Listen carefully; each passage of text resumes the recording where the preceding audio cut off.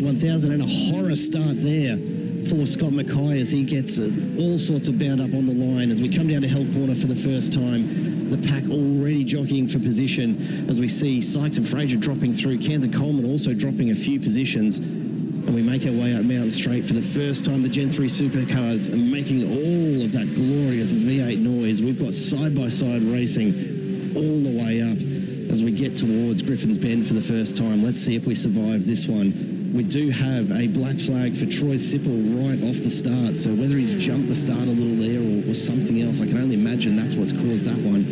But to be serving a drive-through so early on, look better now than later, I suppose. As we come up and through the cutting for the first time, and Alan leads the way up. We shouldn't see too much movement in the pack here as they make their way over Skyline for the first time. Cold tyres, and all of these drivers will be very cognizant that this is lap 1 of 161 here at Mount Panorama. Trent Allen and Jordan Ross leading it out at the moment. But the real story so far, Scott Mackay dropping 3 positions with that bog down on the start, back to 5th, not where he would have expected to be.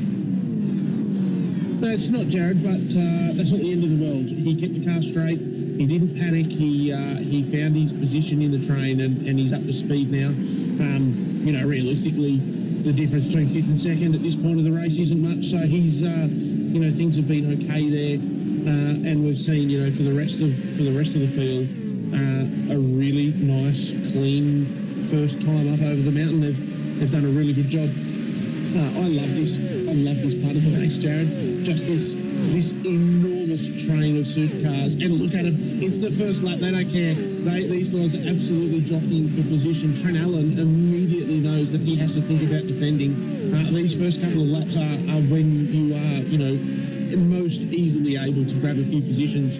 And Jordan Ross is making no illusions about the fact that he wants to lead this train. He wants to get out in front, and he wants to put a bit of time on Trent Allen in that 243 car. Well, across the line for the first time. This second lap will be really interesting to see just what sort of times are in these cars so early on in the day. And we'll start to get a bit of a picture of it, but you can see right now there is very little separating any of these cars as we start to get a feel for just some of the gaps opening up. Really a very tight bunch up front still, with Trent Allen, Jordan Ross, Greg Favell all right in amongst it as we come up towards the cutting again. So nothing to separate these first 4 or 5 cars. We'll bring up our usual battle box here, folks, that will help us keep an eye on it. G'day, Damo. Welcome to the chat. You were supposed to be the co-driver for Sykes, were you? So we got told didn't start for another 2 hours. Well, I mean, as a co-driver, maybe you could have picked it up 2 hours in, I guess. Maybe he was just trying to help you sleep in. I do appreciate the prediction, though, from Rick. A car will win. I would hope so. But, you know, you never quite know some days. I appreciate it. I think that's about as close as a prediction as I can make as well. So we'll absolutely leave that one there like that. We've also got a couple of predictions coming in for some fishy boys. So we'll see how they go. Probably not the best qualifying for the Fishy Motorsports gang. They'll be looking to move forward throughout the race. One thing that I'm interested to see, though, Jared, as we cast our attention back to the front of the track here, and we see Jordan Ross has absolutely put a move on. 2 wide through the kink is so hard to do. And straight away we see Trent Allen, 2 wheels in the grass. Can he get it pulled up? They continue to go through the chase. Trent Allen, he takes his medicine. He drops back into 2nd place. I was just about to say, Jared, I'd been watching Trent, and he's straight away doing it again. He is driving mid-track, Jared, and that costs you lap time. And I think that Trent just needs to remember that this is a 161-lap race, and he needs to race his preferred racing line. He needs to get around this track as fast as he possibly can. And you know what? If there's a couple of cars behind you that are faster, you will actually lose far less time, Jared, if you just race your line, let them through, go as fast as you can. If you're going to race mid-track, you're just going to cost yourself time. We can already see here, he's too wide again. He's going to have to defend his time because he's got a car beside him. But this is going to be chewing time up of everyone behind him. And really, contact. As we see, there's our first crash. So that's fell into the wall. Absolutely, and collected on the way through. I'm not sure who by. Everyone doing a fantastic job of avoiding him at the moment. Unfortunately, that really is a result of that. I'm certainly not Trowell's fault. He wasn't the cause of that accident. But by racing everybody, we find ourselves in these positions where people are a little bit out of position. And unfortunately, there for Greg Favell, found himself on the outside at Griffin's Bend, and very, very easy to get some oversteer there, Jared. Got himself up on top of the strip, got himself all sideways and fired back across the track in front of someone else. I'm not 100% sure who it was that he hit. I'd love when we get a chance to go back and have a squint at that. Absolutely be having a look at that. Because that's a real shame. Greg Favell managed to qualify all the way up in the fourth place. We just see here, Greg gets a run. He knows that Trent's going to defend, so he goes on the outside. That does leave Trent. He's got no option here. He has to run too wide through. They go too wide. Griffin's corner so hard. You see there, Greg Favell out on that grey stuff, and he just gets a little bit sideways and gets into the door. I'm not 100% sure who that is. Maybe Troy Stone. I think that might have been Kai Ardley, actually. We take a look. That is the livery of Kai Ardley. So, look, You're absolutely right. I'm not going to put anything at Ardley's feet. I'll let the stewards have a look at that. I think, though, Favell's actually done most of that to himself, just getting a little bit loose, pushing a little too hard out wide. And, look, I mean, these times with full tanks, you can see we're only seeing like 2:09, 2:10 lap times, but with a very, very full tank in these cars, it's going to really change the dynamics of these cars as they start to load up. And it's one of those things that's going to happen. Griffin's is notorious for it. There's such an early build-up of debris and marbles on the outside there, and all that needs to happen is you're already a little bit loose and you start to clip that outside curb, and it completely changes the suspension geometry on the car, and just like that, you're sliding, and if you can't pull it up, look, maybe Favell would have been able to get it there if Kai hadn't been where he was, but once he starts sliding across in front, there's nothing that he could have done.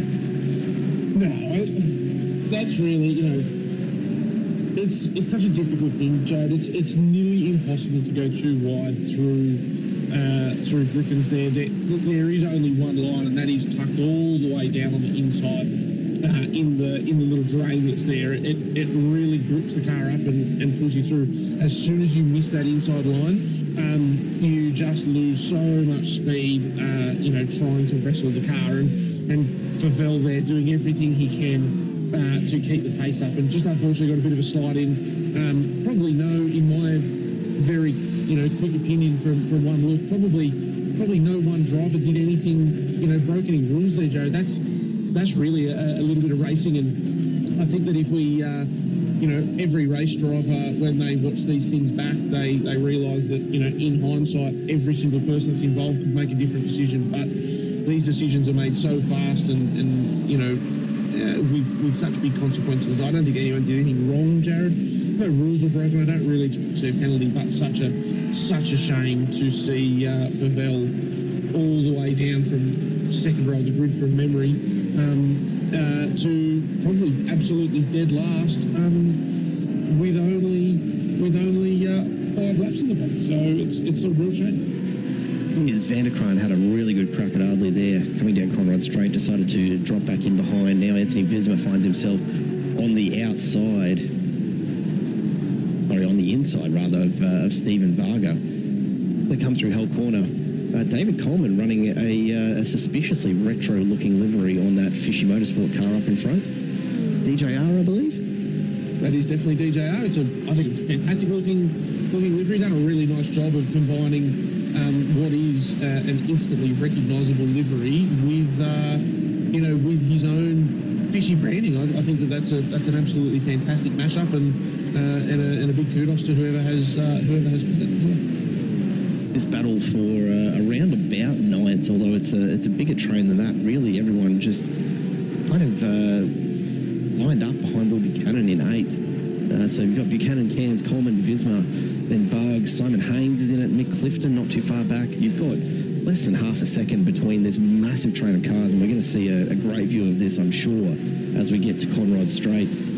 Big gap starting to open up, though, ahead of Buchanan, almost 3 seconds forward to Stone Street. And that trio of Ardley, Vanderkruin and Stone Street. And then, of course, Allen, Mackay and Vandermeulen. But right now, Jordan Ross taking full advantage of the early run, up a couple of positions from the start and out in front by almost 3 seconds over Allen. So starting to establish an early lead here. But again, a very, very early lead. Ryan Palmer just calling out that he heard that crash before it happened. Not surprised, honestly. Jamie Dyke, welcome to the chat, mate. Hope you've got your racing gloves ready for today. It is a good-looking car, though. Absolutely. As we come down into the chase once again, we've got side-by-side Will Buchanan almost able to hold off Cairns, but not quite able in the end, and Cairns goes through as we get a little bit of a changing of the guard, and these drivers start to settle in. We've got the two Quantum racing cars just not competing, but just not giving up too much of anything. Luke Allman, don't know what happened. Everyone disappeared, then it kicked me. That's a good question, Luke. I want to say that maybe you were stuck in the original session. I know they did have to change race sessions about half an hour out from the start of the race today. So yeah, don't know quite what to tell you there, Luke. But hopefully you can get back into it.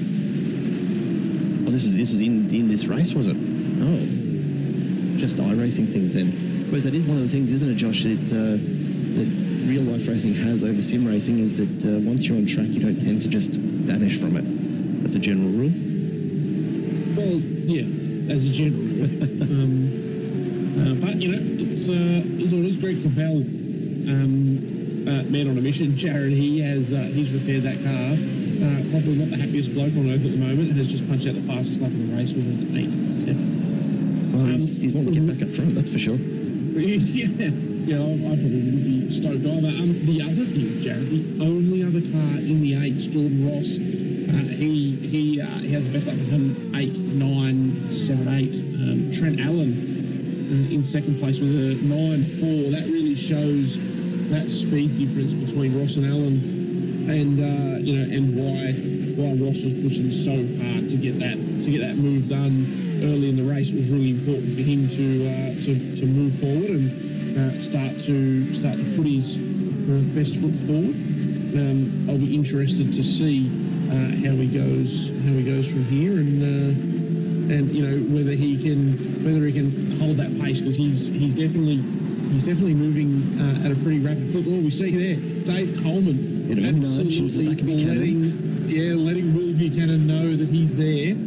He's just saying, hey, look, you know, I'd probably prefer if we were lapping ever so slightly faster. But you know, nothing in that. That's okay. That's just a little friendly hello. No, it's just bump drafting, isn't it? Just bump drafting. Yeah, I don't think that you're meant to bump draft in the middle of the chase, but I could be wrong. I mean, Dave if you've got the skills for it. Better at it. Yeah, he's better at it than I am. There's no doubt about that. So we won't make too many comments on what you should and shouldn't do. I probably shouldn't comment on what Dave should do. But yeah, we'll leave it like that. You know, it's going to be good. Craig Healy from EWT trying to get the move done on Adrian's LA's Team AJR car, not quite getting it at this stage, but he'll find himself nicely positioned for the run up Mountain Straight. Might have a crack at it into Griffin's again if he can get just enough of a toe. See how we go. Jamie Dyke, some sage advice there for Luke Allman, and of course for Dean Logsdale. They're still in the lead lap, absolutely. Anything can happen, and it's only going to take, touch wood, everybody at home, it's only going to take one safety car to compress this field right back up again. So yeah, I wouldn't be too worried just yet for the 9.5 AJR entry back in 32nd right now. We'll play that out for the viewers at home who are new to the coverage here. Our timing tower only covering 30 drivers generally, but you know what? Given that we've got the 32 cars here today, and everyone probably wants to see everything that's going on, let's extend that just a little and make sure we pick up everybody on the stream here today, because I think there's probably at least a few viewers for every team here today. Yeah, absolutely. And one thing that I know, Jared, Dean Logsdale isn't exactly the slowest bloke on earth, so as Jamie Dyke said, still on that lead lap. As we see here, Coleman putting the move on Will Buchanan through the chase. He was fast into the chase last lap when he gave him that touch, and now he's saying, no, Will. There's contact. That's a real shame. Very hard to tell from this angle who was at fault there, and unfortunately, Dave, regardless of whether he was at fault or not, he has lost a couple of positions, so that's a shame. Big shame as well for Will Buchanan, who has been turned around. That looked to me, Jared, like the most likely thing that we would see on a replay was Will Buchanan committed and just drifted wide, couldn't keep the car tight enough given the speed that he was doing through there. So that's a real shame. Very early on in the race to be committing those, to be turning or getting turned around, no matter how you look at it.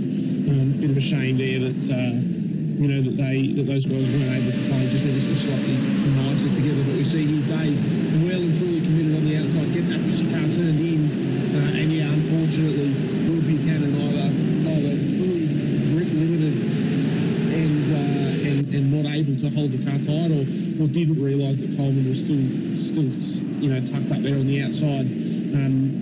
Regardless of which way you look at that, a real shame for both of those guys involved. But we are not even 10 laps in yet, still a huge amount of time to go. So head down and keep moving forward. They'll be back in the hunt in no time. Absolutely, they will be. And have a look at this lineup. The battle for ninth behind Bisma right now. Bit of a gap opening up really towards Damien Cairns, another 4 seconds up the road. But this line, this is what I love about V8 Supercar racing at Bathurst. A little touch of the wall there for Haynes with Vargs, his teammate behind him. And they come down Conrod Straight and you just get this beautiful lineup of V8 Supercars.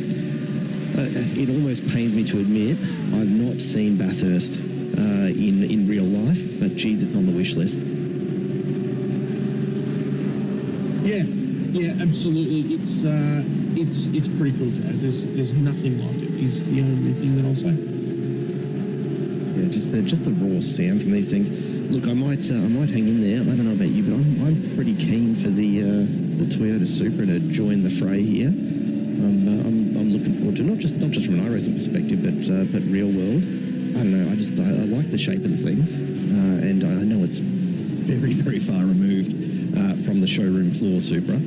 But the showroom floor Supra doesn't exist anymore. There is that, to be fair, right? You are correct. It is a long way from the showroom. It actually exists. Yeah, that's a fair call, Josh. No, I think you're making a good point though. I think everyone's excited about the Supra. I really hope that they get it scanned into iRacing. That would be very cool. But yeah, I mean, is there anything cooler than our own local racing series having the biggest manufacturer of cars globally racing with us? I think it's pretty awesome. Yeah, you hear so much said about the decline and the predicted death of supercars. You bring Toyota into it, and all of a sudden it doesn't look like going anywhere quite so soon after all for all the detractors of the series. So yeah, I'm pretty keen on it. It's going to be fun, and I can't wait. It's only this time in 2 weeks, Jared. I'll be hitching up the caravan ready to shoot off to Bathurst the very following morning. As we see here, cars too wide coming up over the top of the hill, Jared. There's probably nothing scarier in motor racing than that. These guys are brave, man. They have some big kahunas if they are willing to go too wide. We see it doesn't last very long. They slot back in, line astern. Troy Sipple, take a bow, my friend. Whether you wanted to be too wide or not, you survived it. That was pretty impressive. Certainly not something that I'm prepared to do very often, Jared. No, I will put at all costs, as we see. Oh, big crash in the dipper. Big moment there for Galloway. Manages to get it moving again and doesn't hold anyone up too much. But will of course bring the cars behind a little closer than they were a moment before. As up ahead, Troy Sipple locks the brake, just trying to get it pulled up behind. Adrian Zelle is going to have a great run down Conrod now as they come under, of course, the Ned signage. I will say this much: I find it really interesting that the scan for Bathurst includes the Ned Whiskey sign, and yet iRacing have a blanket ban on alcohol and tobacco liveries. It's a very, very interesting one, and I assume it's a licensing thing more than a drug and alcohol approach. Yeah, I'd say so. Although they don't know what Ned is. I mean, maybe someone really argued hard for Ned on the basis of the Ned Kelly legend or something like that. I don't know. Who knows? I find it most interesting, Jared, that there's actually some quite new signage around Bathurst. And then you go through turn one here where there's all the West Track signage who haven't sponsored supercars since 2013. There you go. Isaac jumping into the chat. He'll be joining us in just a few minutes as a co-commentator. But just giving us a bit of the background, the scan originally had Jim Beam on it and was replaced by Ned Whiskey at Supercars' request. And also Repco replacing Super Cheap Auto during the E-Series. Yep. So there you go. Nothing like a bit of real-world requests from the powers that be to get this signage changed, eh? No, and of course, and that it is the Repco signage on the front. Oh, I just noticed there, Jared, in that shot, Cooper's Mild, who are the official beer supplier of supercars. That wouldn't have been on the wall at the time of the scan either. So it's interesting, isn't it, that supercars have gone through and any of their current sponsors who compete with a sponsor that was in the scan, absolutely being booted. Yeah, not surprising. And so it gets very messy down into Forest Elbow. Big hit on the wall there.